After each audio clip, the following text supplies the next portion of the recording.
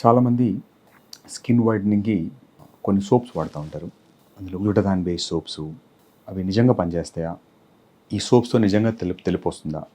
సోప్స్తోని తర్వాత బయట వాడే మనం క్లెన్జర్స్తోని, ఫేస్ క్లెన్జర్స్తోని టెంపరీగా స్కిన్ ఎక్స్ఫోలియేట్ అయ్యి నీట్ కనపడుతుంది తప్ప దాంతో లోపల ఉన్న మెలనిన్ అనేది కన్వర్ట్ అవడం జరగదు.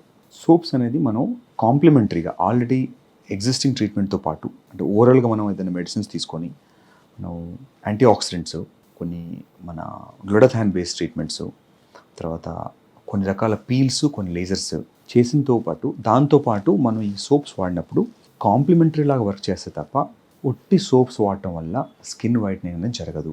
సోప్ అనేది మనకు క్లెన్జింగ్ మాత్రమే, హైడ్రేటింగ్, క్లెన్జింగ్. కొన్నిసార్లు సోప్స్లో హైడ్రేషింగ్ ఆయిల్స్ అది వాడటం వల్ల స్కిన్ డ్రై కాకుండా హెల్ప్ చేస్తాయి. కొంచెం షైన్ ఉంటుంది.